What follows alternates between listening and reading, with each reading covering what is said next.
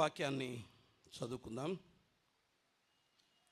అపోస్తలుడైన పౌలు తెస్సలోనికీయులకు రాసిన 2వ పత్రిక. ఇది ఒక్క వారమే, మళ్ళీ మనం యోబు గ్రంథానికి వెళ్దాం. నెక్స్ట్ వీక్ నుండి జస్ట్ ఈ వీక్ దీన్ని ఫినిష్ చేసి మళ్ళీ మనం యోబు గ్రంథానికి వెళ్దాం. పోయిన వారం ఒక్కటి చెప్పి ముగిస్తే దానికి అర్థం ఉండదని దాని కంటిన్యూషనే ఈరోజు మనం వింటున్నాం. 2వ అధ్యాయం, తెస్సలోనికీయులకు రాసిన 2వ పత్రిక 2వ అధ్యాయం 3వ వచనం నుండి చదువుదాం. జాగ్రత్తగా చదవండి. కొన్ని పదాలు మీకు అర్థం కావు, అర్థం కాకపోయినా మీరు చూడండి. రైట్, దయచేసి 2వ అధ్యాయం 3వ వచనం నుండి. మొదట భ్రష్టత్వము సంభవించి నాశన పాత్రుడగు పాప పురుషుడు అనగా క్రీస్తు విరోధి బయలుపడితేనే కానీ ఆ దినము రాదు. ఆ దినము అనేది మైండ్లో పెట్టుకోండి. ఆ దినము రాదు.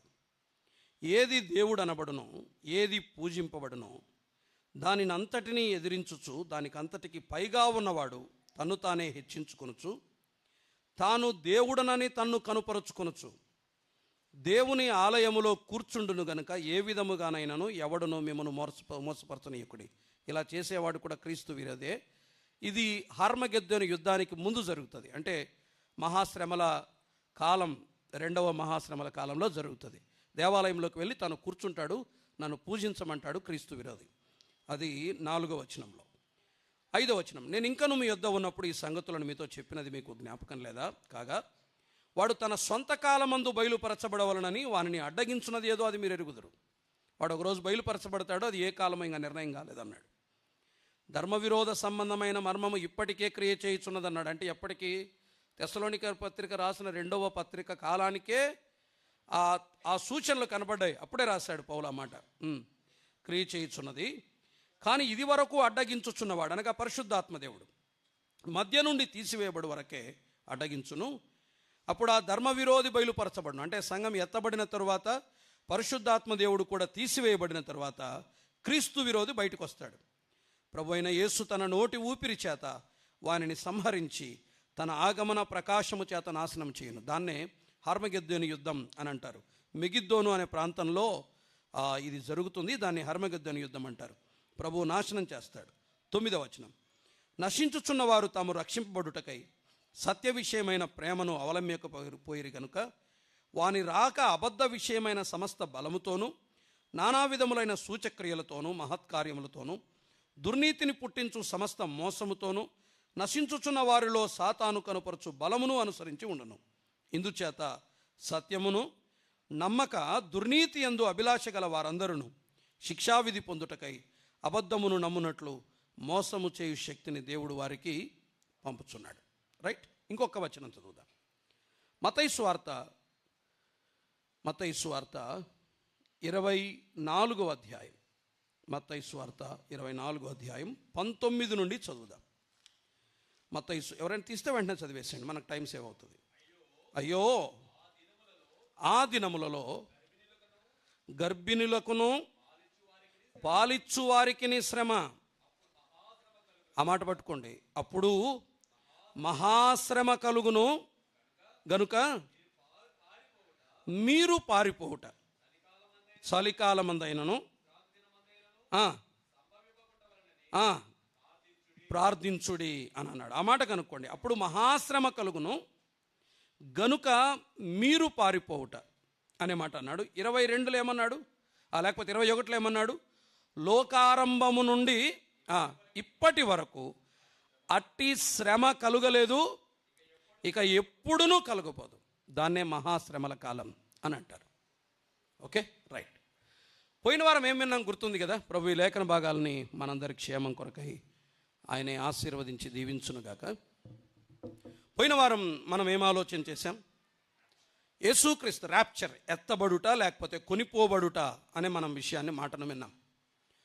సంఘం భూమి మీద నుండి ఎత్తబడిన తరువాత, పరలోకంలో అనగా మధ్యాకాశంలో క్రీస్తు న్యాయపీఠపు తీర్పు జరుగుతుంది. అక్కడే గొర్రెపిల్ల వివాహం కూడా జరుగుతుంది అని అంటారు. ఇది గుర్తుంచుకోండి. 7 ఏండ్లు పరలోకంలో పరిశుద్ధులమైన మనము విందు చేస్తుండగా 7 ఏండ్లు భూమి మీద శ్రమలు ప్రారంభమవుతాయి. 7 ఏండ్లు భూమి మీద శ్రమలు ప్రారంభమవుతాయి. వింటున్నారా జాగ్రత్తగా? సంఘం ఎత్తబడిన తరువాత, సంఘం కొనిపోబడిన తర్వాత, దీన్ని గ్రేట్ డిజపియరెన్స్ అంటారు, మహాదృశ్యం. కోటాను కోట్ల మంది ప్రజలు ఉన్నట్లుండి మాయమైపోతారు ప్రపంచంలో. బైబిల్ తెలిసిన కొంతమందికి, నమ్మని వారికి అర్థమవుతుంది అది. నేను కనపడకుండా పోతాను, మా పక్కింటోళ్ళకి అర్థం కాదు. ఏమైపోయారు? ఎబెనేజర్ లేడు, శాంతి లేదు, పిల్లలు లేరు, వాళ్ళ బంధువులు లేరు, వాళ్ళ అక్క వాళ్ళు లేరు, వాళ్ళ బావ వాళ్ళు లేరు, ఏమైపోయారు? వాళ్ళకి అర్థం కాదు. గ్రేట్ డిసపియరెన్స్ ఇది ప్రపంచమంతా జరుగుతుంది. ఒక పెద్ద సంక్షోభం నెలకొంటుంది. ఏమైపోయారు వీళ్ళు? ఏమైపోయారు వీళ్ళు? ఇన్ని కోట్ల మంది ఎట్లా మాయమైపోయారు? క్రీస్తు యేసు రక్తం చేత కడుగబడిన ప్రతి విశ్వాసి భూమి మీద కనిపించకుండా మాయమైపోతాడు. శరీరాలు ఉండవు, ఆనవాళ్ళు ఉండవు, వాళ్ళు ఎక్కడికి వెళ్ళారన్న సంగతి కూడా అంత ఫ్రాక్షన్ ఆఫ్ సెకండ్స్. కనురెప్ప పాటున, కనురెప్ప అంటే ఇట్లా రెప్ప మూసి తెరిచేలోగా అదృశ్యమైపోతాం. ఎవరికి ఏమర్థం కాదు. ఎదుటోడు నన్ను చూసింటాడు, జస్ట్ అట్లా బ్లింక్ ఇట్లా అంటుంది కదా, ట్వింక్లింగ్ ఆఫ్ ఐ అని. జస్ట్ అలా మూసినప్పుడు ఉంటాను, తెరిచినప్పుడు నేను ఉండను. అంత వేగంగా మార్పు చెందుతాం మనం. ఎప్పుడు అంటే కడబూర మోగగానే. మనము ఎత్తబడిన తరువాత కొంతమంది విడువబడిన వారు ఉంటారు. వాళ్ళు ఎక్కడుంటారు? ఈ భూమి మీదే ఉంటారు. బహుశా వాళ్ళల్లో ఇక్కడ కూర్చున్న మీరు కూడా ఉండొచ్చు. క్రీస్తు ప్రభువును నేటి వరకు రక్షకునికి అంగీకరించకుండా సాధారణంగా భక్తిని, సువార్తను ఈజీగా తీసుకొని దేవుని లెక్క చేయకుండా ప్రశాంతంగా బ్రతుకుతున్న మీరు కూడా ఇక్కడే మిగిలిపోతారు. విడువబడిన వారి పరిస్థితి భూమి మీద ఎలా ఉంటుందో ఇప్పుడు ఈ కొన్ని నిమిషాలు ఆలోచన చేసే ప్రయత్నం చేద్దాం. చాలా విస్తారమైన మ్యాటర్ ఇది. క్లుప్తీకరించడానికి దాదాపు ఒక 5-6 అవర్స్ పట్టింది నాకు దీన్ని బ్రీఫ్ చేయడానికి. దేన్ని వదిలిపెట్టాలి, దేన్ని ఎరుకోవాలి అని చేయటానికి దాదాపు 5-6 గంటలు. అంటే నేను కానీ అంతా చెప్తే బాగుంటుందని చదివిన తర్వాత అర్థమైంది. కానీ అంతా చెప్పలేం. విదిన్ 45 మినిట్స్లో మొత్తం చెప్పడం అన్నది అసంభవం, అసాధ్యం. కానీ కొన్ని కీలకమైన ఇన్సిడెంట్స్ సంఘం ఎత్తబడిన తర్వాత 7 ఏండ్లు మహాశ్రమల కాలంలో భూమి మీద పరిస్థితులు ఎలా ఉంటాయో దాన్ని మనం ఆలోచించేద్దాం. ఆ 7 ఏండ్ల శ్రమల కాలాన్ని బైబిల్ ఒక పేరు పెట్టింది. బైబిల్లో దాదాపు 21-22 సార్లు ఆ మాటలు రాయబడ్డాయి, ఆ దినాన్ని గురించి రాయబడ్డాయి. ఒక్క మాట చదువుకుందాం చూడండి. ఇర్మియా గ్రంథం 30వ అధ్యాయం, ఇర్మియా గ్రంథం 30వ అధ్యాయం 7వ వచనం చూడండి. ఎవరైనా తీసిన వారు త్వరగా చదవండి. ఇర్మియా గ్రంథం 37. అయ్యో, ఎంత భయంకరమైన దినము! మరొకటి రాదు అలాంటిది. భవిష్యత్తులో ఎప్పుడూ రాదు, గతంలో ఎన్నడూ లేదు. ఆ దినాలు గతములో కానీ భవిష్యత్తులో కానీ మళ్ళీ ఎన్నటికీ జరగవు, అప్పుడు మాత్రమే ఉంటాయి. అది యాకోబు సంతతి వారికి ఆపద కాలం. అది యాకోబు సంతతి వారికి ఆపద కాలం. అది యాకోబు ఆపద కాలం అన్నారు దాన్ని. ఇశ్రాయేలీలకు మహాపద, ఇశ్రాయేలీలకు మహావేదన. దాన్ని జాకబ్స్ ట్రబుల్ అని కూడా అన్నారు. యాకోబు యొక్క ఆపద కాలం, యాకోబు యొక్క ఆపద కాలం అన్నారు. ఆ దినాన్ని ఆ పేరుతో కూడా పిలిచారు. 6వ అధ్యాయం ప్రకటన గ్రంథంలో మరొక మాటను చూడండి. ప్రకటన గ్రంథం 6వ అధ్యాయంలో ఆ దినానికి మరొక చాలా పేర్లు ఉన్నాయి, 20-21 పేర్లు ఉన్నాయి. నేను ఒక 3 చెప్తున్నాను అంతే. ప్రకటన గ్రంథం 6వ అధ్యాయం 16వ వచనం. 16వ వచనం.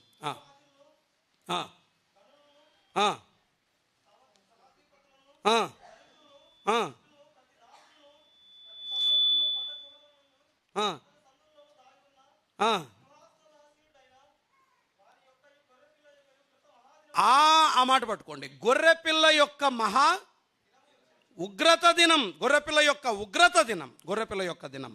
ఆ దినాన్ని గొర్రెపిల్ల ఉగ్రతా దినం అని అన్నారు. 7వ అధ్యాయం 14 వచనం చూడండి. ప్రకటన గ్రంథంలోనే, ప్రకటన గ్రంథం 7వ అధ్యాయం 14 వచనం.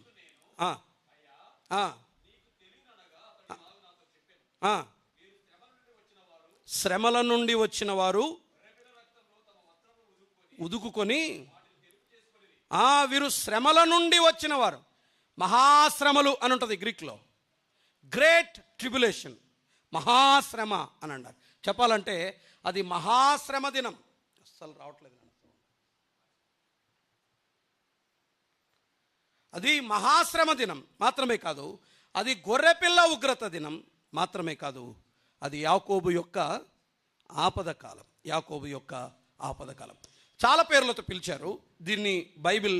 అది ప్రచండమైన దినం, ఉగ్రత దినం, యెహోవా దినం అని చాలా పేర్ల చేత బైబిల్లో ఈ దినానికి ఆ పేర్లు ప్రస్తావించబడ్డాయి. అవన్నీ మనం ఆలోచన చేయడం లేదు, దీన్ని అలా పిలుస్తారు.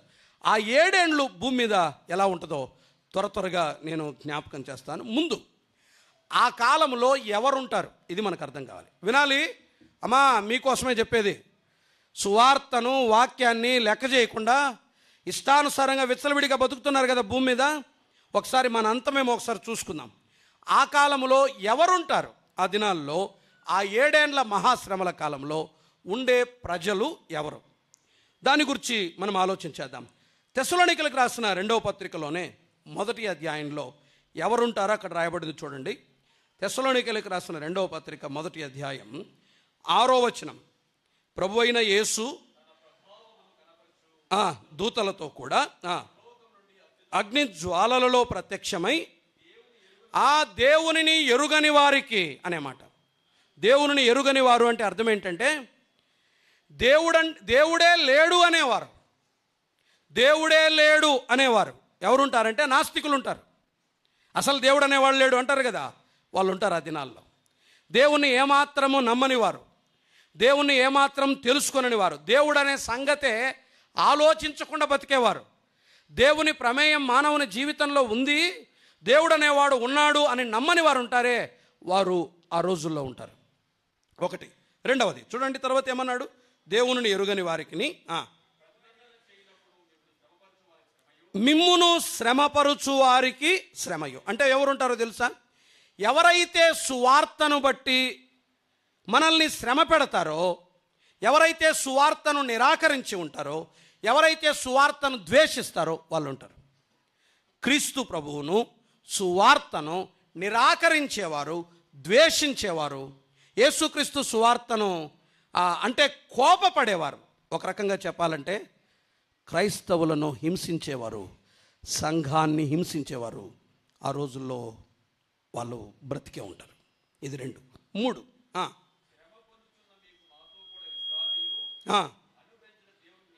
దేవునికి న్యాయమే. తర్వాత ఏమన్నాడు?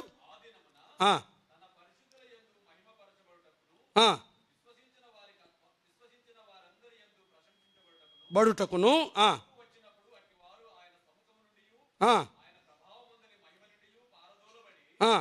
నిత్య నాశనమును దండన పొందురు. అక్కడ మరొక మాటను చూసారా, మనం దాటి వచ్చాం.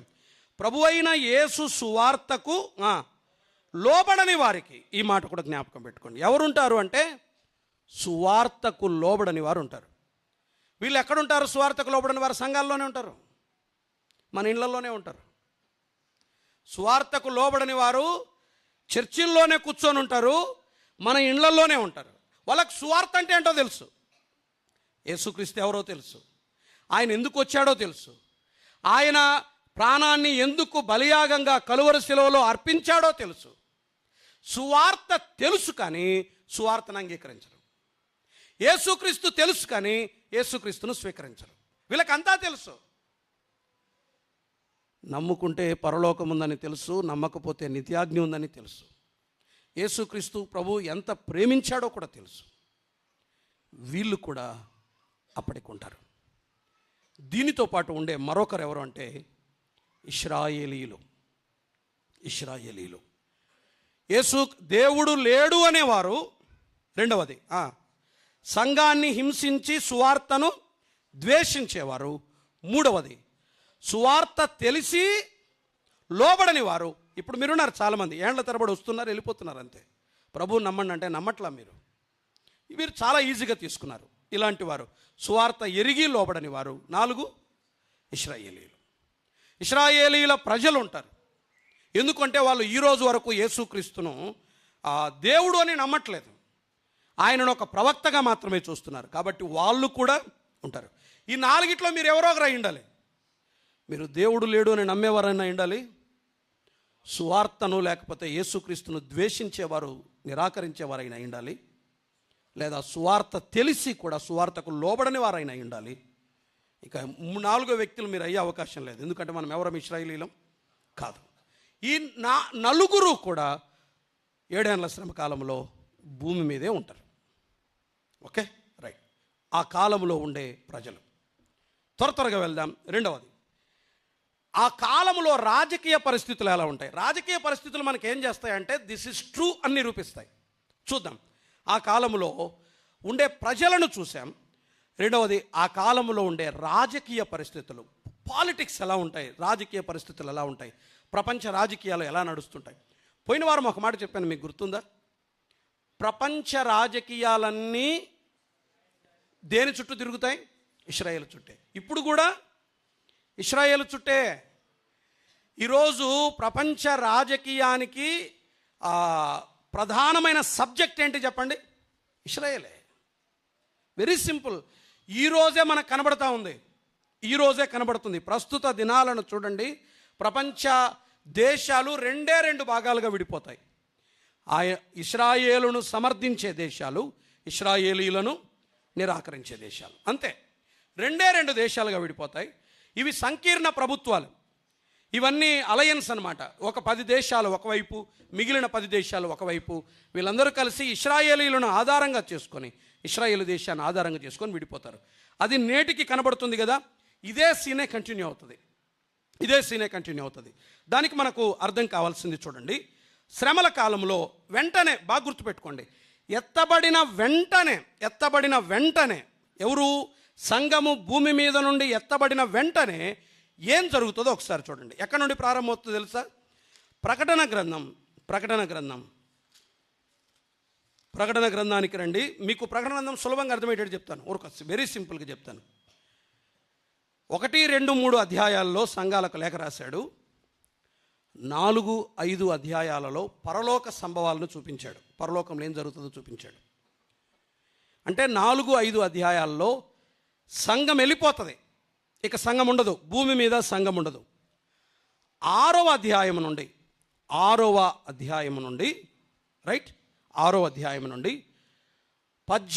అధ్యాయం వరకు, లేకపోతే 17, 18 అధ్యాయాల వరకు శ్రమల కాలం. 6 నుండి 8 వరకు మొదటి 3.5 సంవత్సరాలు, 12 నుండి 18 వరకు మిగిలిన 3.5 సంవత్సరాలు. మీకు ఇంటికి వెళ్ళి చదువుకుంటే అర్థమైపోతుంది.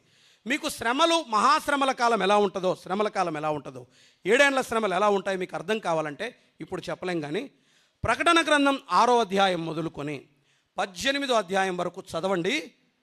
భూమి మీద 7 ఏళ్ల శ్రమలు ఎలా ఉంటాయో అక్కడ రాయబడింది. గుర్తుపెట్టుకోండి. 4వ అధ్యాయంలో వెళ్ళిపోయిన సంఘం, వింటున్నారా? 4వ అధ్యాయంలో వెళ్ళిపోయిన సంఘం 19వ అధ్యాయంలో మరలా భూమి మీదకి వస్తుంది. అర్థమవుతుందా? ప్రకటన గ్రంథం 4వ అధ్యాయంలో వెళ్ళిపోయిన సంఘం 19వ అధ్యాయంలో తిరిగి భూమి మీదకి వస్తుంది యేసుక్రీస్తుతో పాటు. అప్పుడు జరిగేదే హర్మగెద్దోను యుద్ధం. మెగిద్దోను అనే ప్రాంతంలో హర్మగెద్దోను అనే మహాయుద్ధం జరుగుతుంది. ఇది క్రీస్తు విరోధికి, సంఘానికి, లేకపోతే క్రీస్తుకు పరిశుద్ధులు దిగి వచ్చినప్పుడు ఆయన వారితో యుద్ధము చేస్తాడు, క్రీస్తు విరోధిని నాశనం చేస్తాడు. ఇది జరిగేది ఎక్కడ? 19వ అధ్యాయంలో ఇది జరుగుతుంది. సో 4వ అధ్యాయంలో వెళ్ళిపోయిన సంఘం 19వ అధ్యాయంలో వస్తుంది. కొంతమంది అంటున్నారు సంఘము శ్రమల కాలంలో ఉంటుంది అని. తప్పుడు బోధది. సంఘము శ్రమల కాలములో ఉండదు, సంఘము శ్రమల కాలములో ఎత్తబడుతుంది. కానీ శ్రమల కాలం 6వ అధ్యాయం నుండి వస్తాయి. సరే, 6వ అధ్యాయంలో మనకు ఒక సమాచారం ఉంటుంది, రాజకీయ పరిస్థితులు మనకు అక్కడ అర్థమవుతాయి. చూడండి 6వ అధ్యాయం మొదటి వచనం. ఆ గొర్రెపిల్ల ఆ 7 ముద్రలలో మొదటి దానిని విప్పినప్పుడు నేను చూడగా 4 జీవులలో ఒకటి రమ్ము అని ఉరుము వంటి స్వరముతో చెప్పుట వింటిని. చదవండి. ఒక తెల్లని గుర్రము కనబడెను, కూర్చుండి ఉండెను, కిరీటం ఇయ్యబడెను. చాలు, అక్కడ ఆగండి. ఆ తెల్లని గుర్రము శాంతికి సూచన. ఆ తెల్లని గుర్రము మీద కూర్చున్నవాడే క్రీస్తు విరోధి. ఆ తెల్లని గుర్రము మీద కూర్చున్నవాడే క్రీస్తు విరోధి. సంఘము ఎత్తబడిన వెంటనే క్రీస్తు విరోధి బయటికి వస్తాడు. ఏ వేషముతోనో తెలుసా? శాంతి దూత వేషం వేసుకొని వస్తాడు. ప్రపంచ చూస్తే క్రీస్తు విరోధిని చూస్తే నోబెల్ శాంతి బహుమతి అతనికి ఇస్తారు. ఇంత శాంతి కాముకుడు ఇంకొకడు ఉండడం అనుకుంటారు.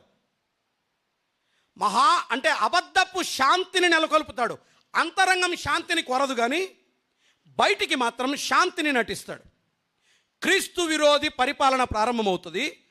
ప్రారంభ దినాలలో ప్రశాంతంగా ఉంటుంది. తుఫానుకు ముందు నిమ్మలం ఎట్లా ఉంటుందో చాలా ప్రశాంతంగా ఉంటుంది. అబ్బా ఎంత బాగుంది ఇప్పుడు అని అనిపిస్తుంది. గొప్ప శాంతిని తీసుకువస్తాడు ప్రపంచం మీదకి. ఎవరు? ఈ క్రీస్తు విరోధి. శాంతిని తీసుకువచ్చిన తర్వాత కొద్ది కాలం అబద్ధపు శాంతిని తాత్కాలికంగా నెలకొల్పుతాడు. అప్పటికే ఐరోపా ఖండములోని 10 దేశాలలో ఐరోపా ఖండములోని 10 దేశాలు ఉన్నాయి తెలుసా? యూరోపియన్ కంట్రీస్లో ఒక 10 కంట్రీస్ ఉన్నాయి. దాన్ని ఇప్పుడు ఏమంటున్నారు తెలుసా?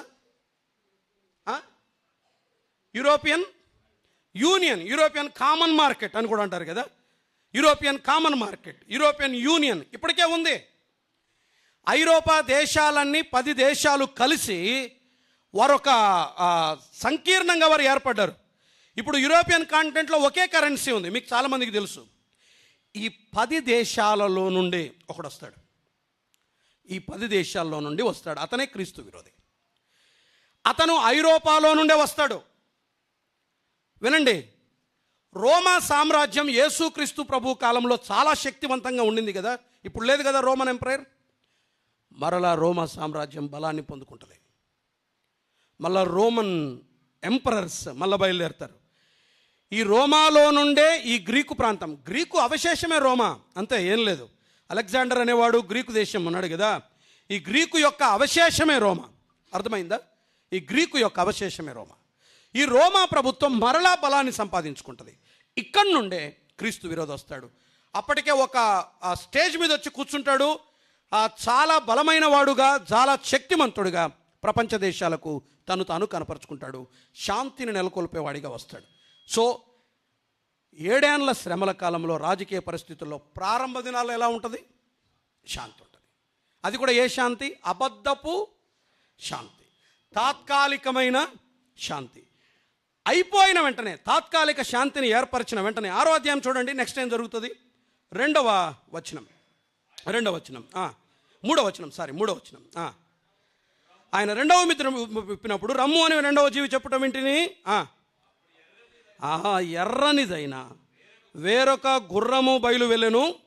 మనుష్యులు ఒకని ఒకడు చంపుకొనున్నట్లు భూలోకములో సమాధానము లేకుండా చేయబడుటకు ఈ గుర్రము మీద కూర్చున్న వానికి అధికారం ఇవ్వబడెను, మరియు అతనికి ఒక పెద్ద ఖడ్గము ఇవ్వబడెను. ఇమ్మీడియట్గా శాంతి తగ్గిపోతుంది. యుద్ధాలు ప్రారంభమవుతాయి. జనము మీదికి జనము, రాజ్యము మీదికి రాజ్యము అని మత్తయి సువార్తలో అన్నాడే 24వ అధ్యాయంలో. అదే ఇది. అది యేసుక్రీస్తు మొదటి రాకడకు సూచన కాదు. యేసుక్రీస్తు రహస్య రాకడకు సూచన కాదు. యేసుక్రీస్తు యొక్క బహిరంగ రాకడకు సూచన. రహస్య రాకడంటే ఏంటి? ఎక్కడికి వస్తాడు ఆయన? మధ్యాకాశం వరకే వస్తాడు. ఈ జనము మీదికి జనము, రాజ్యం మీదికి రాజ్యం అనేది సంఘం ఎత్తబడ్డానికి సూచన కాదు. యేసుక్రీస్తు సంఘముతో పాటు భూలోకానికి తిరిగి వస్తాడే, దానికి ముందు జరిగేవి. సో జనము మీదికి జనము, రాజ్యం మీదికి రాజ్యం అప్పుడు లేస్తారు. ఘోరమైన యుద్ధాలు జరుగుతాయి. ప్రపంచమంతా అల్లకల్లోలమైపోతుంది. ఎక్కడ చూసిన యుద్ధ వార్తలు వింటారు మీరు. ఆ దినాలలో శాంతి కనపడదిక. అక్కడ ఒక మాట ఉంది, మీరు చూసారా? భూలోకములో సమాధానమే ఉండదు. అన్నదమ్ముల మధ్య కూడా సమాధానం ఉండదు. పక్కింటోడికి సమాధానం ఉండదు. స్నేహితుల మధ్య సమాధానం ఉండదు. భార్యాభర్తల మధ్య సమాధానం ఉండదు. ఒక మాట చెప్పాలంటే, ఒకడు మరి ఒకరి మీదికి లేస్తాడు, ఆమె ఈమె మీదికి లేస్తాడు, అతడు ఇతని మీదికి లేస్తాడు. భూమి మీద సమాధానమే ఉండదు. అక్రమము విస్తరించుట చేత అనేకుల ప్రేమ చల్లారుననుందే, అదే ఇది. నేను ఆ వచనాలు తిప్పట్లేదు అంతే, ఇక్కడ యువతలకి తిప్పట్లేదు, అది కూడా అక్కడే రాయబడింది. అక్రమము విస్తరిస్తుంది, ప్రేమ చల్లారిపోతుంది. So there is no love. ప్రేమ అనేది ఉండదు. ఒకరినొకడు ద్వేషించుకుంటాడు, ఒకరినొకడు చంపుకుంటాడు, జనం మీదకి జనము, రాజ్యం మీదకి రాజ్యము. ఒక్కసారి ఊహించండి, ప్రేమ అనేది మనుషుల మధ్య లేనప్పుడు ఎంత గందరగోళంగా ఉంటాయి కుటుంబాలు, దేశాలు, రాజ్యాలు. యుద్ధాలు ప్రారంభమవుతాయి. నెక్స్ట్ ఏం జరుగుతుంది? కిందికి రండి. 6వ అధ్యాయం 5వ వచనం. 3వ ముద్రను విప్పినప్పుడు వింటిని, నల్లని గుర్రము కనబడెను, కూర్చుండి ఉండెను, దేనారమునకు 1 సేరు గోధుమలనియు 3 సేర్ల యవలనియు నూనెయు ద్రాక్షారసమును పాడు చేయవద్దనియు ఆ 4 జీవుల మధ్య ఒక స్వరము పలికినట్టు నాకు వినబడెను. యుద్ధాలు అయిపోయిన వెంటనే ఏముంటుంది చెప్పండి? కరువు వస్తుంది, అంతే. ఆ నల్లటి గుర్రం కరువును చూపిస్తుంది. తినడానికి తిండి దొరకదు, ఆహారం ఉండదు. నా దగ్గర 1000 రూపాయలు ఉన్నాయి, బిర్యానీ తింటానంటే కూడా దొరకదు. నా దగ్గర 20 కోట్ల బ్యాంక్ బ్యాలెన్స్ ఉంది, అన్నం పెట్టండి అంటే కూడా దొరకదు. ఆహార సంక్షోభం ఏర్పడుతుంది. ద్రాక్షారసము దొరకదు, నూనె దొరకదు, ఆహార సంక్షోభం ఏర్పడుతుంది. విపరీతమైన కరువు విలయతాండవం చేస్తుంది. మీరు ఎవరైనా కరువు చూసారా? ఈ కాలంలో ఎవరైనా కరువు చూసారా? ఎవరు చూడలే. కరువు అంటే చాలామందికి తెలియదు. 3 పూటల్లో ఒక భోజనం లేకపోతే కరువు అనుకుంటున్నారు చాలామంది. 3 పూటల్లో 1 పూట తినలేదని కరువు అనుకుంటున్నారు. ఒక పిల్లోడికి, తమ్ముడు ఎట్లా, బాగున్నాను, సేవ చేస్తాడు. ఏంటి పరిస్థితి అంటే, మనోడు అన్నమాట ఏంటంటే, బాగున్నావా, అంత నడుస్తుందంటే నడుస్తుంది. 2 నెలలు అయిందన్నా, చికెన్ కానీ మటన్ కానీ ఏం తినలేదన్నా అన్నాడు ఆయన. చాలా బాధతో చెప్పాడు అన్నమాట. సీరియస్గా నేను నిజంగా చెప్తున్నా.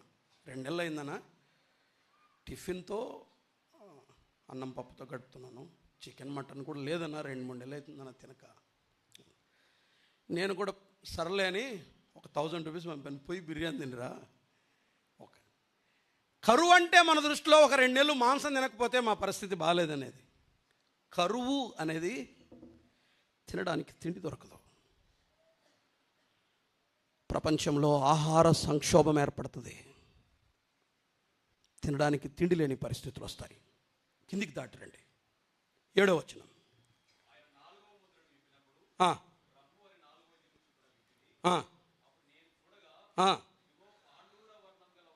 గుర్రము కనబడెను, మృత్యువు పాతాళ లోకము దానిని వెంబడించెను, ఖడ్గము వలనను. యుద్ధాల్లో కొంతమంది చచ్చిపోతారు.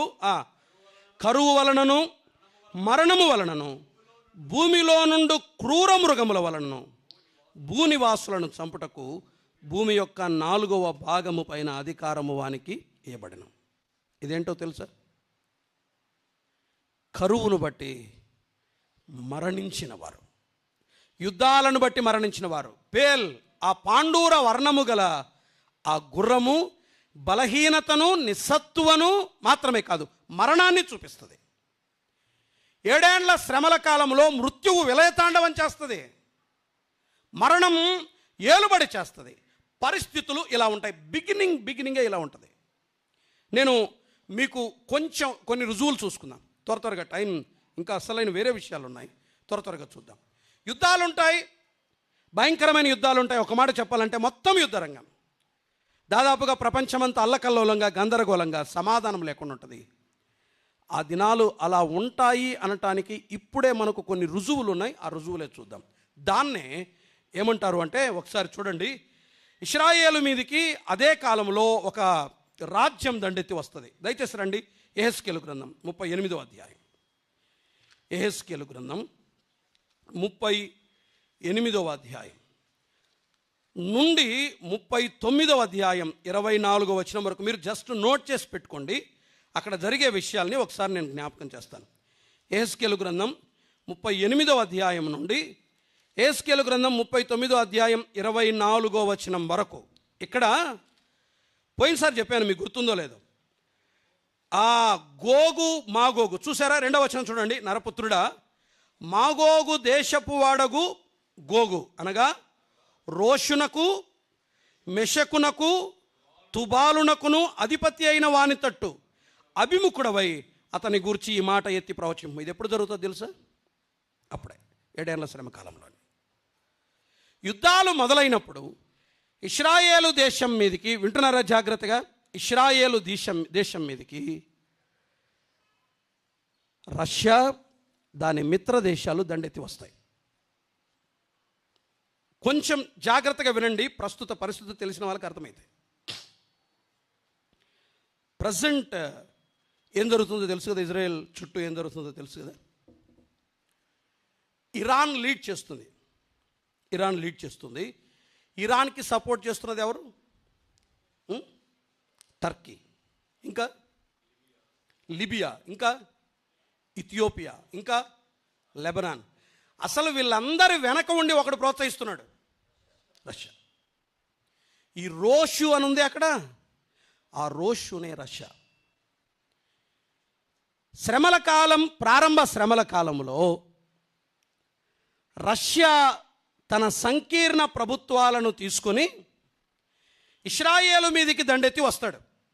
ఇప్పుడు జరుగుతుంది మనకు దాదాపు నేను ఇది డౌట్ వచ్చే నేను ఒక అంకుల్కి చేసింది. అంకుల్, ఏంటి పరిస్థితి ఇది? 7 ఏళ్ళ శ్రమల కాలంలో జరగాల్సిన యుద్ధం ఇప్పుడే జరుగుతున్నట్టు అనిపిస్తుంది. కొంపదీసి మనం అంటే నేను తమాషకన్నాను, ఏం విడిచిపెట్టబడ్డామా ఏమి?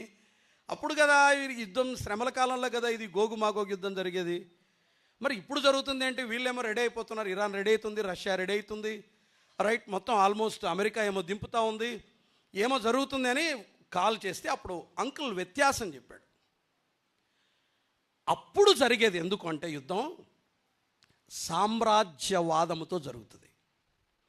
అంటే టెరిటరీని ఆక్రమించుకోవటానికి యుద్ధం జరుగుతుంది. ఇప్పుడు ఎందుకు జరుగుతుందో తెలుసా? జాతి కొరకు జరుగుతుంది. ఇశ్రాయేలు జాతి కొరకు, అరబ్బుల కొరకు, ముస్లిం ఇస్లాంకో, ఈ 2 జాతుల మధ్య జరిగే పోరాటం ఇప్పుడు జరుగుతున్నది. ఇప్పుడు జరిగే యుద్ధం, అప్పుడు జరిగే యుద్ధం 2 ఒకటి కాదు అనడానికి అంకుల్ చెప్పిన తేడా ఏంటంటే, ఇప్పుడు ఎందుకు కొట్లాడుకుంటున్నారు? జాతుల కోసం కొట్లాడుకుంటున్నారు, నా జాతి నీ జాతి అని.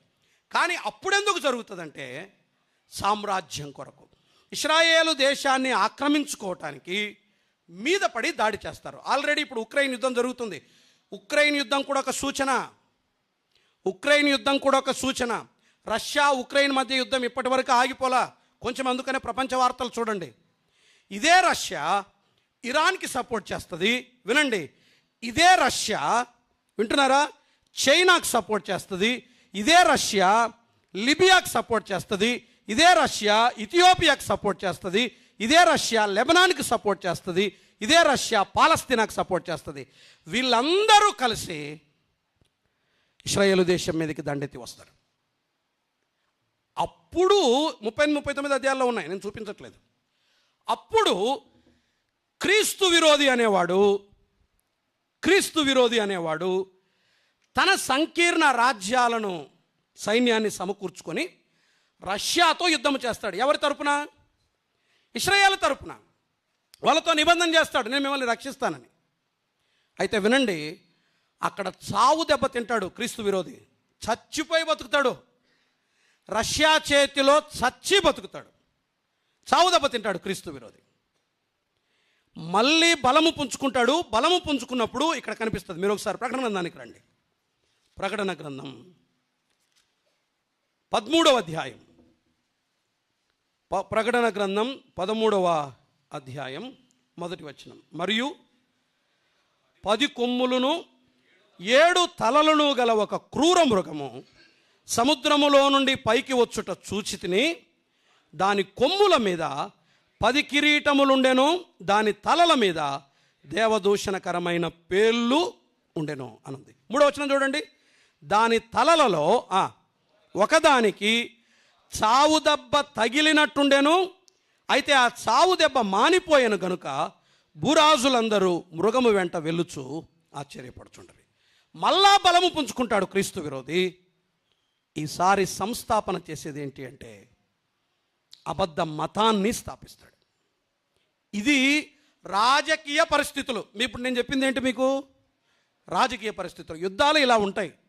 మీకు డౌట్ ఏమైనా ఉంటే ఇజ్రాయెల్ న్యూస్ చదువుతూ ఉండండి, చాలా దగ్గరగా ఉంటాయి. ఇజ్రాయేలుతో యుద్ధము చేసేది ఎప్పుడైనా కానీ Russia, Iran, Turkey, Libya, Ethiopia.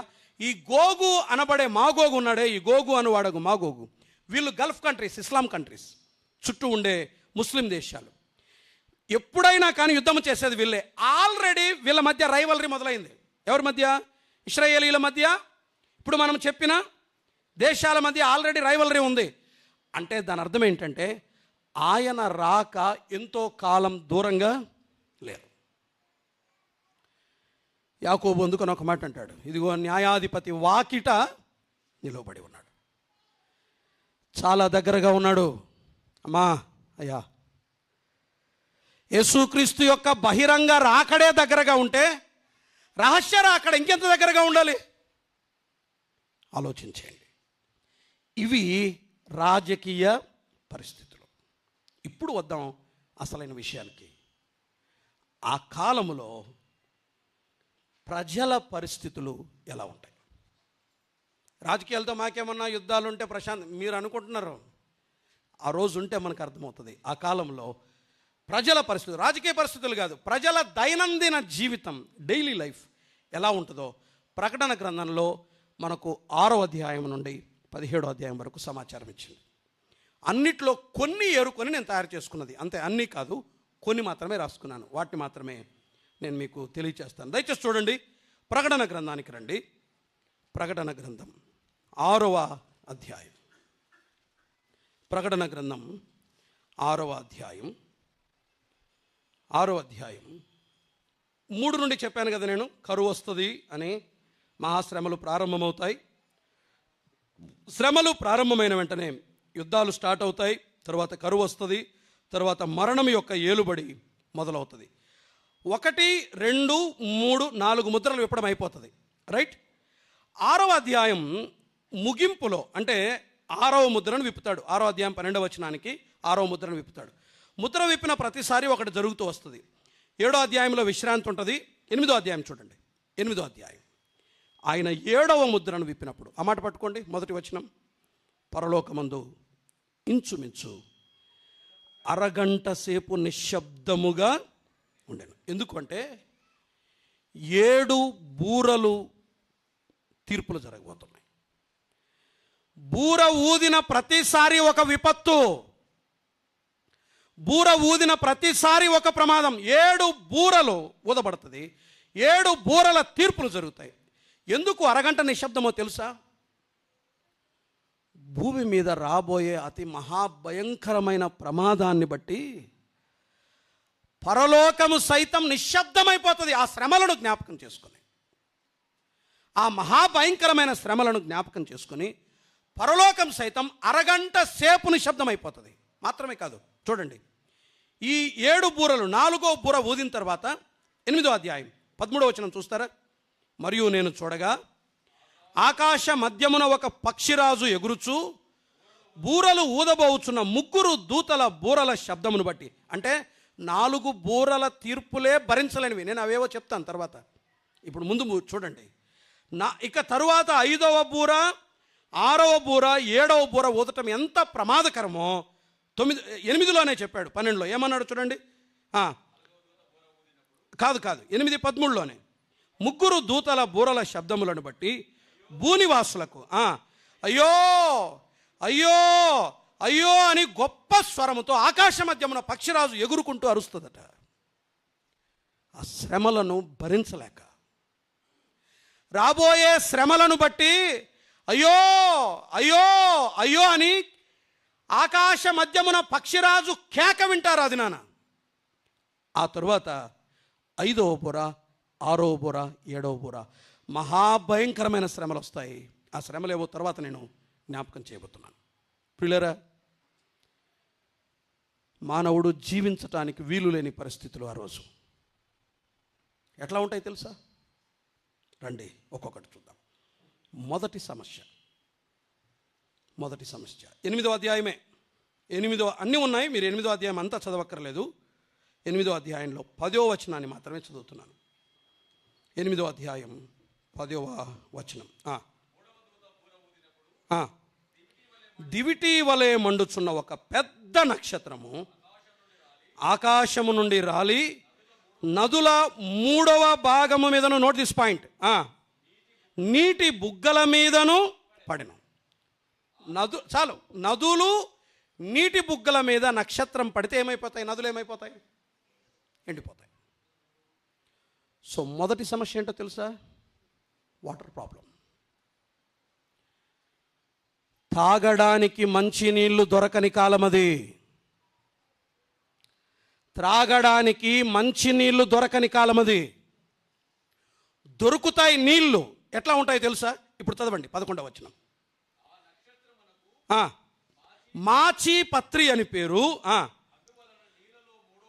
3వ భాగము మాచిపత్రి ఆయన అంటే చేదు అని అర్థం.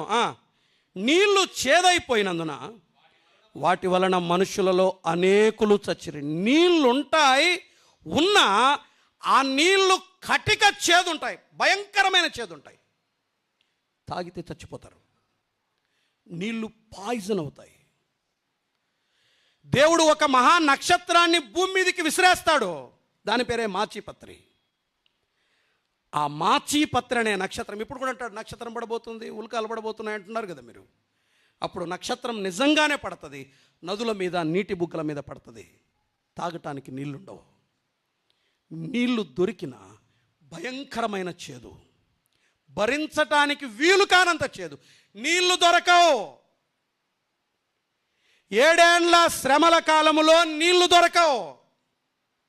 ఈరోజు సువార్త నీకు లెక్కలేదు. ఈరోజు ప్రేమగల యేసుక్రీస్తు సువార్త లెక్కలేదు. తప్పించటానికి తన ప్రాణాన్ని బలిగా పెట్టి కలువరిలో మరణించి సమాధి చేయబడి తిరిగి లేచి నిన్ను తప్పించటానికి ఆయన ప్రేమతో ఆహ్వానిస్తుంటే ఈరోజు నువ్వు లెక్క చేయట్లా. తాగడానికి నీళ్లు దొరకవు. ఒక్క మాట వినండి. మొన్న ఒకడు అన్నాడు, వాడి పేరు ఏం పేరు, కరుణాకర సుగ్గున. ఎందుకు నువ్వు మారావు, కన్వర్ట్ అయ్యావు హిందూగా అంటే వాడు ఏమంటాడు తెలుసా? నాకు లాజికల్ అనిపించలేదు. ఏం లాజిక్ అనిపించలేదంటే, తనను నమ్మని వాడిని అగ్నిగుండానికి వేయడం లాజిక్ అనిపించలేదు అన్నాడు. ఎంత తెలివి మాలిన ఆన్సర్ తెలుసా అది? ఉదాహరణ చెప్తాను, ఒక మాట చెప్తాను. ఆయన నమ్మని వాడిని అగ్నిగుండంలో వేస్తానని చెప్పలేదు, శిక్ష విధించబడును అని ఉంది. మీకు ఉదాహరణకు చెప్తా. నిన్న కూడా బాప్తిసం తీసుకున్న వాళ్ళతో మాట్లాడినప్పుడు ఈ మాట చెప్పాను, మళ్ళీ చెప్తున్నాను. మానవ జీవితంలో 2 ఉంటాయి. దేహం ఉంటుంది, రెండవది ఆత్మ ఉంటుంది. తెలుసు కదా ఇది? రైట్. దేహానికి కొన్ని అవసరాలు ఉంటాయి, దాన్ని నువ్వు తీరుస్తూ ఉంటావు. గాయమైతే మందు పూస్తావు, ఆకలి అయితే దానికి ఏమైనా పెడతావు, అది నల్లగైతుంటే దానికి ఏదో ఆయింట్మెంట్ రాసి దాన్ని తెల్లగా తీయడానికి ప్రయత్నం చేస్తావు. దీని అవసరాలు మ్యాక్సిమం తీరుస్తావు. విశ్రాంతి కోరితే విశ్రాంతిని ఇస్తావు. సో శరీరానికి కొన్ని అవసరాలు ఉన్నాయి, దాన్ని ఇచ్చి నువ్వు తృప్తిపరుస్తున్నావు. ఆత్మకు కూడా అవసరం ఉంది తెలుసా? ఇది క్షయమైపోయేది. మానవుడు 2 పదార్థాల కలయిక. క్షయమైపోయే శరీరం, అక్షయమైన ఆత్మ. ఈ రెండిటి కలయిక మానవుడు. ఈ శరీరం క్షయమైపోతుంది, ఆత్మ క్షయము కాదు, జీవించే ఉంటుంది, ఎన్నటెన్నటికి జీవించే ఉంటుంది. ఈ ఆత్మకు కూడా ఆకలి ఉంటుంది. ఈ ఆత్మ కోరుకునేది ఏంటో తెలుసా? దేవుణ్ణి. సింపుల్. శరీరానికి ఆహారం ఇవ్వకపోతే ఎలాగ చచ్చిపోతుందో, ఆత్మకు దేవుణ్ణి ఇవ్వకపోతే ఆత్మ కూడా ఏమవుతుంది? శిక్షించబడుతుంది. ఇప్పుడు ఉదాహరణకు చెప్తాను. దేవుడు అగ్నిగుండంలో వేస్తాడా? దేవుడు అగ్నిగుండంలో. నేను ఒక మాట అంటాను. ఆయన ఏమంటాడంటే, నేను వెయ్యనురా బాబు, నువ్వు ఆల్రెడీ అగ్నిగుండానికి వెళ్ళే దారిలో ఉన్నావు, నేను నిన్ను వెయ్యట్లా. నీవుగా అగ్నిగుండం వైపు ప్రయాణం చేస్తున్నావు. నువ్వు అగ్నిగుండం వైపు వెళ్తూ ఉండగా నీ కొరకై నేను ప్రాణం ఇచ్చి రక్తం కార్చి సమాధి చేయబడి తిరిగి లేచి నా దగ్గరికి రా నాయనా, తప్పిస్తాను అని చెప్తున్నాను నేను. నువ్వేమంటున్నావు? రానంటున్నావు. నీ అంతకు నువ్వే పోతున్నావు. ఇంకా అర్థమయ్యేలా చెప్పమంటారా? రోగం వచ్చింది, వైద్యుడిని ఇంటి ముందు నిలబడి బాబు రానైనా మందు రాస్తా, ఇంజక్షన్ వేస్తా అని పిలుస్తున్నాడు. నేను రాను అంటావు, ఏమవుతావు? భయంకరమైన రోగం వచ్చింది, వైద్యుడు బయట నిలబడి నేను పిలుస్తున్నాడు, నువ్వు రావు, నేను రాను అంటావు. రోగం వచ్చినప్పుడు వైద్యం చేయకపోతే ఏమవుతావు? చచ్చిపోతావు. ఇప్పుడు వైద్యుడు సరైన డాక్టర్ కాదు ఇతనే, నేను అతని దగ్గరికి రాకపోతే చంపేస్తాడా? దగ్గరికి రాకపోతే చంపేయడం కాదు, ఆయన చంపేయడం కాదు, ఆయన వైద్యం చేయడానికి వస్తే నీవు రాలేదు కాబట్టి చచ్చిపోయావు, అంతే. ప్రేమగల ప్రభువు నీ ఆత్మను రక్షించటానికి తన ప్రాణాన్ని బలిగా పెట్టాడు, రమ్మని పిలుస్తున్నాడు. రాకపోతే చచ్చిపోతావు. దేవునికి వచ్చిన నష్టం లేదు. నువ్వు అనుకుంటున్నావేమో, నేను యేసు ప్రభువుని నమ్ముకుంటే నేను రాజ్యాలని జయించాలని కోరుకుంటున్నాడు ఆయన, యుద్ధాలు చేయాలని కోరుకుంటున్నాడు ఆయన, సామ్రాజ్యాలు స్థాపించాలని కోరుకుంటున్నాడు ఆయన, ఆయన చెమట కార్చాలని కోరుకుంటున్నాడు. నీవు నమ్మడం ద్వారా నీకు లాభం తప్ప యేసుక్రీస్తుకు కాదు. ఆయన నీ ఆత్మ నశించిపోవడం ఆయనకి ఇష్టం లేదు. నమ్మండి. భయంకరమైనటువంటి దాహం ఉంటుంది ఆ దినాల్లో. తాగటానికి మానవునికి నీళ్లు దొరకవు, నీటి సమస్య ఉంటుంది. 2 సెకండ్ ప్రాబ్లం చూడండి, 9వ అధ్యాయం. ఇది మీకు భయం కలిగించేదే ఖచ్చితంగా. 9వ అధ్యాయం. మీరు దీనికే భయపడేది. దేనికి భయపడరు మీరు? దీనికే భయపడేది. దేనికో చెప్తాను చూడండి. 9వ అధ్యాయం 12వ వచనం నుండి చదువుతున్నా, లేకపోతే 14వ వచనం నుండి. స్వర్ణ బలిపీఠం యొక్క కొమ్ముల నుండి ఒక స్వరము యూఫ్రటీసు అను మహానది యొద్ద బంధింపబడి ఉన్న 4 దూతలను, 4 దూతలు అంటే దేవుని దూతలు కాదు వాళ్ళు, 4 దూతలు అంటే దేవుని దూతలు కాదు వాళ్ళు, గుర్తుపెట్టుకోండి. వదిలిపెట్టుమని బూర పట్టుకొని ఉన్న 6వ దూతతో చెప్పుట వింటిని, మనుష్యులలో 3వ భాగము సంహరింపవలనని అదే సంవత్సరమున, అదే నెలలో, అదే దినమున, అదే గంటకు సిద్ధపరచబడి ఉండున ఆ 4 దూతలు వదిలిపెట్టబడిరి. ఎవరి 4 దూతలు? అపవిత్ర ఆత్మలు. భూమి మీద దయ్యాలు స్వైర విహారం చేస్తాయి. చూపిమని నాకు దయ్యం కనబడు అని అంటారు. ఆ రోజు నువ్వు వద్దన్నా కనబడుతుంది. ఇప్పుడు అంటావు కదా, ఏది దయ్యాలు లేవు, ఏం లేవు, నాకు చూపిమని. ఓకే, ఇప్పుడు లేదు, ఆయన బంధించి పెట్టాడు. ఆయన పడిపోయిన దేవదూతలను కూడా బంధించి పెట్టాడు. ఆయన అన్నీ తిరగట్లేదు, కొన్నే, అవి కూడా ఆయన అనుమతిస్తేనే, లేకపోతే లేదు. ఆ రోజు ఆయన అనుమతి కూడా ఉండదు. భూమి మీద అపవిత్రాత్మల స్వైర విహారం ఉంటుంది. 1000 ఏండ్లు, సరే 1000 ఎన్ని దయ్యాలు పట్టినవాడు వాడు? సేన అంటే ఎంత అని చెప్పుకున్నాం మనం? 6000 చిల్లర కదా, రైట్. సేన అంటే 6000 చిల్లర. 6000 దయ్యాలు పట్టినవాడు నెమ్మది లేక తనను తాను బాదుకుంటూ, కొట్టుకుంటూ, వేరే వాళ్ళను కొడుతూ, అంగీరు చెప్పుకుంటూ, రోడ్ల మీద పిచ్చోడై తిరుగుతుంటాడే, అట్లుంటుంది. మానసిక సమస్య, నెమ్మది ఉండదు మానవునికి. అపవిత్రాత్మలు వేధించడం మొదలు పెడతాయి. భూమి మీద దయ్యాలు, అపవిత్రాత్మ శక్తులు స్వైర విహారం చేస్తాయి. మానవునికి సమాధానం లేకుండా చేస్తాయి. 7 ఏండ్లు ఆ దూతలు విడిచిపెట్టబడతాయి. దేవుని నియంత్రణను, దేవుని అడ్డును తీసివేస్తాడు. ఇది 2వది. నీటి సమస్య, మానసిక సమస్య, నెమ్మది ఉండదు. వీటి గురించి ఇంకొక వచనం కూడా ఉంది, మీకు చెప్పమంటారు ఒక మాట? 9వ అధ్యాయానికి రండి. 9వ అధ్యాయం 20 లేకపోతే 20 వచనం చూడండి. ఈ దెబ్బల చేత దయ్యములను చూడను వినను నడువ శక్తి లేనివై బంగారు, వెండి, కంచు, రాయి కర్రలతో చేయబడిన తమ హస్తకృతములైన విగ్రహములను పూజింపకుండా విడిచిపెట్టినట్లు. ఇంకా అప్పటికి కూడా నమ్మరు, మారు మనసు పొందలేదు. దాటిపోదాం, టైం లేదు, 5 minutes ఉంది, త్వరగా వెళ్ళాలి. 1 నీటి సమస్య, 2 మానసిక సమస్య, 3వది థర్డ్ ప్రాబ్లం ఏంటో తెలుసా? ఆరోగ్య సమస్య. 9వ అధ్యాయం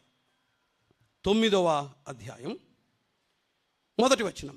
5వ దూత బూర ఊదినప్పుడు ఆకాశము నుండి భూమి మీద రాలిన ఒక నక్షత్రమును చూచితిని. అగాధం యొక్క తాళపు చెవి అతనికి ఇయ్యబడెను.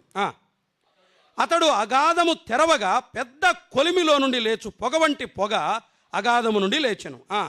3వ వచనం చూడండి. ఆ పొగలో నుండి మిడతలు భూమి మీదికి వచ్చెను. ఆ మిడతలు ఎట్లా ఉంటాయి చూడండి. 8వ వచనం లేకపోతే 7వ వచనం. ఆ మిడతలు రూపమునకు యుద్ధమునకు సిద్ధపరచబడిన గుర్రాల మాదిరి ఉంటాయి. యుద్ధానికి సిద్ధమైన గుర్రాల మాదిరి ఆ మిడతలు. తర్వాత ఏమనుంది? బంగారము వలె మెరయు కిరీటముల వంటి వాటి తల మీద ఉంటాయి. ముఖాలు ఎలా ఉంటాయి? మనుషుల ముఖాల మాదిరి ఉంటాయి. 8వ వచనం. స్త్రీల తల వెంట్రుకల వంటి వెంట్రుకలు వాటికి ఉంటాయి. వాటి పండ్లు సింహపు కోరల వలె ఉంటాయి. 9వ వచనం. ఇనుప మైమరువు లాంటి మైమరువులు వాటికి ఉండెను. వాటి రెక్కల ధ్వని యుద్ధమునకు పరుగెత్తునట్టు విస్తానమైన గుర్రపు రథముల ధ్వని వలె ఉండెను. 10వ వచనం. తేళ్ల తోకల వంటి తోకలను కొండ్లును వాటికి ఉండెను. 5 నెలల వరకు వాటి తోకల చేత మనుష్యులకు హాని చేయుటకు వాటికి అధికారము ఇవ్వబడను. ఎంత ఉంటుంది బాధ? 5వ వచనం. మరియు వారిని చంపుటకు అధికారం ఇవ్వబడలేదు, కానీ 5 నెలల వరకు బాధించుటకు వాటికి అధికారం ఇవ్వబడును. వాటి వలన కలుగు బాధ తేలు మనుష్యుని కుట్టినప్పుడుండు బాధ వలె ఉండను. ఒక్కసారి కుడితే బాధ నొప్పి 5 నెలలు ఉంటుందంట. ఇప్పుడు ఇంకొక మాట చెప్తా, కొంచెం జాగ్రత్తగా వినండి. రైరీ అనే ఒక దైవ సేవకుడు రాస్తాడు. అతని అంచనా ఏంటంటే 1 చదరపు మైలుకు 130 కోట్ల మిడతలు ఉంటాయంట భూమి మీద అప్పటికి. వింటున్నారా జాగ్రత్తగా? 1 చదరపు మైలుకు 130 కోట్ల మిడతలు ఉంటాయట. కుట్టిన చోట కుట్టకుండా కొడుతుంటాయి. ఒక తేలు కుట్టిన నొప్పి కాదు, ఎన్ని మారులో కొడుతుంది ఆ నొప్పి కూడా 5 నెలలు ఉంటుంది. ఆ నొప్పిని తట్టుకోలేక మనం ఒక పని చేస్తాం. మీరు ఒక పని చేస్తారు, మనం కాదు, నేను ఉండను, మీరు ఒక పని చేస్తారు. ఏం పని చేస్తారో తెలుసా? 9వ అధ్యాయం 6వ వచనం. మరణము వెదుకుదురు కానీ అది వారికి దొరకనే దొరకదు. చావవలనని ఆశపడుదురు కానీ మరణం వారి యొద్ద నుండి పారిపోను. ఓకే, నొప్పి తట్టుకోలేక చచ్చిపోదామని ఊరేసుకున్న తాడు దిగిపోతుంది. ఎంట్రీని తాగినా కూడా నీకు బిర్యానీ తిన్నట్టుంటుంది. మీరు చావరు. మరణం దగ్గరికి మీరు ఇప్పుడు మరణం వస్తుందే పరిగెత్తున్నారు హాస్పిటల్కి మనం. అప్పుడు మరణం కావాలని మీరు పరిగెడతారు, మరణం మీకు దొరకదు. మహాభయంకరమైన బాధ మాత్రమే కాదు, ఆరోగ్య సమస్యలు ఇంకెట్లా ఉంటాయి తెలుసా? అంత నొప్పి, అంత బాధ దేహంలో భరిస్తూ ఉండాలి, కానీ చావు రాదు. ఇంకా ఎట్లా ఉంటుంది చూడండి. ఒకసారి ఇంకొక మాట చదువుదాం. 16వ అధ్యాయం, ఇది మహాశ్రమల కాలంలో జరిగేది. 16వ అధ్యాయం 2వ వచనం చూడండి. 16:2. భూమి మీద కుమ్మరింపగా ఆ క్రూర మృగము యొక్క ముద్ర గల వారికిని దాని ప్రతిమకు నమస్కారము చేయు వారికిని బాధాకరమైన చెడ్డ పుండు పుట్టాను. బాధాకరమైన చెడ్డ పుండ్లు. ఎందుకో తెలుసా ఈ చెడ్డ పుండ్లు పుట్టేది? టైం లేదు. 8వ అధ్యాయం 7వ వచనం మీరు చూడండి ఒకసారి. 8వ అధ్యాయం 7వ వచనంలో ఒకటి జరుగుతుంది, ఒక సన్నివేశం జరుగుతుంది. చూడండి ఒకసారి. 8వ అధ్యాయం 7వ వచనం. వడగండ్లును అగ్నియు భూమిపైన పడవేయబడను. 3వ భాగం కాలిపోయెను. చెట్లలో 3వ భాగం కాలిపోయెను. పచ్చగడ్డి అంతయు కాలిపోయెను. మీకు అర్థమైంది ఏమన్నా? కాలిపోయాను. నార్త్ కొరియా దగ్గర ఏముంది? నార్త్ కొరియాకి ఎందుకు భయపడుతున్నారు? సౌత్ కొరియా కాదు, నార్త్ కొరియా. మామ, మన కిమ్ మామ. ఎందుకు భయపడుతున్నారు నార్త్ కొరియాకి? అణుబాంబులు ప్రయోగించబడతాయి, న్యూక్లియర్ వెపన్స్ వాడతారు. ఫలితం భూమి కాలిపోతుంది, గడ్డి కాలిపోతుంది, చెట్లు కాలిపోతాయి. 3వ భాగం, ప్రపంచంలో 3వ భాగం కాలిపోతుంది. దాని ఫలితంగా చర్మపు రోగాలు వస్తాయి, విపరీతమైన చెడ్డ పుండ్లు పుడతాయి, మానుతాయి మళ్ళా లేస్తాయట, మానుతాయి లేస్తాయట, చర్మము నల్లగా కమిలిపోతుందట. ఇంకొక మాట చెప్పనివ్వండి, ఇంకొక భయంకరమైనటువంటి సమస్య ఒకటి జరుగుతుంది. అదేంటో తెలుసా? 16వ అధ్యాయం 8వ వచనం చూడండి త్వరగా. 16వ అధ్యాయం 8వ వచనం. కుమ్మరింపగా ఆ సూర్యునికి అధికారం ఇవ్వండు. దీనికి మీకు అర్థమైంది ఇప్పటికి. ఆల్రెడీ ఎండాకాలం చచ్చిపోతున్నాం. ఏమంటే ఓజోన్ పొరకు, ఇప్పుడే మనోళ్ళు చెప్తున్నాం, ఓజోన్ పొరకు ఏం పడింది? రంధ్రం పడింది. రంధ్రం కాదు, ఓజోన్ పొర ఓపెన్ అవుతుంది. అంటే రిబ్బన్ కట్ చేస్తాడు ప్రభు, మొత్తం క్లియర్ అయిపోతుంది. సూర్యుడి కిరణాలు మనుషుని చంపుతాయి. ఇప్పుడు వినండి, విపరీతమైన సూర్యుని తాపం, మరొకసారి మానవ దేహంలో దాహం, నీళ్లు దొరకవు, సూర్యుని వేడి ఉంటుంది, చర్మం కమిలిపోతుంది, చర్మ వ్యాధులు పుడతాయి, క్యాన్సర్స్ వస్తాయి, అల్సర్స్ వస్తాయి, దేహంలో ఎక్కడ ఆరోగ్యం ఉండదు. దీనికి మించి పైపెచ్చు ఇంకొకటి ఉంటుంది, అన్నం దొరకదు. ఇప్పుడు 2 ఉంటాయి. నేను సరే పర్లేదు తీసుకుంటాను, ఒక 2 నిమిషాలు. మళ్ళా చెప్పడానికి కుదరదు కాబట్టి ఒక 2 నిమిషాలు ఒక మాట చెప్తాను. ఇంకొక ప్రాబ్లం ఉంటుంది. ఏంటది అంటే, ప్రకటన గ్రంథం 8వ అధ్యాయంలో మీరు తిప్పొద్దు, మీరు ఇప్పుడు చూడకండి. 7వ అధ్యాయం 7-8 అధ్యాయాల్లో ఒక మాట ఉంటుంది. 144,000 మంది ఉన్నారు కదా, 144,000 మంది, వాళ్ళ మీద దేవుని ముద్ర ఉంటుంది. బాగా వినండి. 7 ఏండ్ల శ్రమల కాలములో సైతం సువార్త ప్రకటించబడుతుంది. నమ్మిన 144,000 మంది యూదులు ప్రపంచమంతటా వెళ్ళి సువార్త ప్రకటిస్తారు. అప్పుడు కూడా కొంతమంది నమ్ముకుంటారు. అర్థమైందా? సువార్త ప్రకటించేది ఎవరు? వాళ్ళు యూదులు. 144,000 మంది. వీళ్ళు సువార్త ప్రకటిస్తే చాలామంది నమ్ముకుంటారు. నమ్ముకున్న వాళ్ళ మీద దేవుని ముద్ర ఉంటుంది. దేవుని ముద్ర ఎవరి మీద అయితే దేవుని ముద్ర ఉంటుందో, దేవుని ముద్ర ఉన్న వారిని క్రీస్తు విరోధి బాధ పెడతాడు. వాని వలన భయంకరమైన శ్రమలు వస్తాయి. ఎవరికి?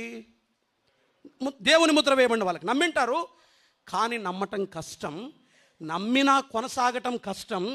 క్రీస్తు విరోధి పెట్టే బాధలను ఆ రోజు ఎవడు భరించలేడు, అంత భయంకరమైన బాధ పెడతాడు. ఇప్పుడు 2వది వినండి. క్రీస్తు విరోధి ముద్ర కొంతమంది ఉంటుంది. ఎవరి మీద? 666 అంటారే, అది క్రీస్తు విరోధి ముద్ర. మరి కొంతమంది నమ్మని వాళ్ళ మీద ఉంటుంది. ఎవరైతే క్రీస్తు విరోధి ముద్రను వేసుకున్నారో వాళ్ళకు దేవుని వలన కలిగే బాధలు ఉంటాయి. వీళ్ళైనా తంతారు, తన్నేది మాత్రం ఖాయం. నమ్మినోడు శ్రమ అనుభవిస్తాడు, నమ్మనోడు శ్రమ అనుభవిస్తాడు. నమ్మినోడేమో క్రీస్తు విరోధిని బట్టి బాధపడతాడు. నమ్మనోడేమో దేవుని బట్టి బాధపడతాడు. ఏ ముద్ర వేసుకున్నా తిప్పలే. కానీ నమ్మే అవకాశం ఉంటుంది, కానీ నమ్మటం కష్టం. నేను ఆ వచనాలు మీకు చూపిలేదు. మారు మనసు పొందరు, అయినను మారు మనసు పొందరు. 3 సార్లు ఉంటుంది అక్కడ. ఒక వ్యక్తి శ్రమల కాలంలో ప్రభువును రక్షకునిగా అంగీకరించడం చాలా కష్టం. ఒకవేళ అంగీకరించిన 7 సంవత్సరాల మనుగడ విశ్వాస జీవితం అతి భయంకరమైన ఘోరంగా ఉంటుంది. ప్రియులారా, ఈ 7 ఏండ్ల శ్రమల కాలంలో జరిగే మహాభయంకరమైన యుద్ధమే హర్మగిద్దోను యుద్ధం. నేను ఈ విషయాలు చెప్పలేదు, అవి చెప్పాలంటే మళ్ళీ సబ్జెక్ట్ వేరే అవుతుంది. నేను ఇక్కడ కేవలం నమ్మని వారి కోసం మాత్రమే మాట్లాడుతున్నాను. దేవాలయ నిర్మాణం, క్రీస్తు విరోధి రాక, హర్మగిద్దోను యుద్ధం, ఇది వేరే టాపిక్. ఇది కానీ ప్రభువును నమ్మకుండా విడవబడిన వారి పరిస్థితి చాలా ఘోరంగా ఉంటుంది. భయపెట్టడానికి చెప్పట్లా, ప్రపంచ భవిష్యత్తును ముందుగానే దేవుడు రాయించి పెట్టాడు. దానియేలు గ్రంథంలో, యెహెజ్కేలు గ్రంథంలోనే భవిష్యత్తును తెలియచేసే పుస్తకం ఇది. నమ్మితే మీకు క్షేమం. ఇంకా ఈ పూటకు కూడా మీరు నమ్మకపోతే, ప్రభు ఒకవేళ ఈ దినం వస్తే, మీరు విడువబడితే అతి భయంకరంగా ఉంటుంది. అమ్మా, అయ్యా, దయచేసి ఈ మధ్యాహ్నమైన యేసు ప్రభువుని నమ్మండి. మీరు విడిచిపెట్టబడే వారిలో ఉండకూడదు. మాతో పాటు మీరు ఎత్తబడాలి. 7 ఏండ్లు ప్రభువుతో సంతోషాన్ని అనుభవిద్దాం పరలోకానికి వెళ్ళి. దయచేసి మనస్సును కఠినం చేసుకోకుండా హృదయాన్ని ప్రభువుకి ఇవ్వండి. శ్రమను తప్పించుకోండి, అగ్నిని తప్పించుకోండి. మనకు భవిష్యత్తు లేదు. మీరు అనుకుంటున్నారేమో ఇంకొక 20 ఏళ్ళు 10 ఏళ్ళు. పరిస్థితులు అలా లేవు. There is no future. పరిస్థితి బాగాలేదు. అంతము సమీపమైంది. ప్రభువు రాక అతి దగ్గరగా ఉంది. ఏమో భవిష్యత్తును గురించి కలలు కనకండి. ప్రభువు రాకడ వైపు చూడండి. ఆయన త్వరలో రాబోతున్నాడు. సిద్ధపడండి. మారు మనసు పొందండి. ఆ మహాశ్రమల కాలంలో కలిగే ఆపదల నుండి తప్పించుకోండి. ప్రభువును రక్షకునిగా హృదయంలో అంగీకరించుకోండి. ఈ పని చేస్తారా? మీరున్న స్థలంలోనే ప్రభువా నేను పాపిని, నా పాపాన్ని క్షమించమని ఒక్క మాట ప్రభుతో చెప్పండి. ప్రభు మీ పాపాన్ని క్షమిస్తాడు. హృదయాన్ని కఠినపరుచుకొని వెళ్ళిపోకండి. మాతో పాటు మీరు ఎత్తబడే వారిలో మీరు ఉండడానికి మీరు మధ్యాహ్న కాలం ఒక తీర్మానం చేసుకోండి. తలలు వంచండి, కళ్ళు మూసుకోండి, ప్రార్థన చేద్దాం. పరిశుద్ధుడైన మా ప్రియ ప్రభువా మిమ్మల్ని స్తుతిస్తున్నాం. ఈ మాటలు దీవించండి, మేలు కలుగు చేయండి. మాకు భయాన్ని పుట్టించడానికి కాదు, కానీ ఇది నిజం. ప్రపంచ భవిష్యత్తు ముందుగానే మా కొరకు లేఖనాల్లో రాయించి పెట్టారు. చదివి జాగ్రత్త పడ్డవాడు తప్పించుకుంటాడు. స్వార్థకు లోబడని వారికి ప్రతిదండన ఉంది. దేవుని మహాభయంకరమైన కోపం వారి మీద కుమ్మరించబడుతుంది. చావాలని కొండలను బండలను ఆశ్రయించిన మరణం రాదు, కానీ బాధ వేదన అనుభవిస్తూ ఉండాల్సిందే. ఆ మహాశ్రమల కాలంలో మా ప్రియులు ఉండకుండా వారిని మీరు తప్పించండి. వారి హృదయాలను తెరవండి. మేము రక్షకునిగా అంగీకరించడానికి సహాయం చేయండి.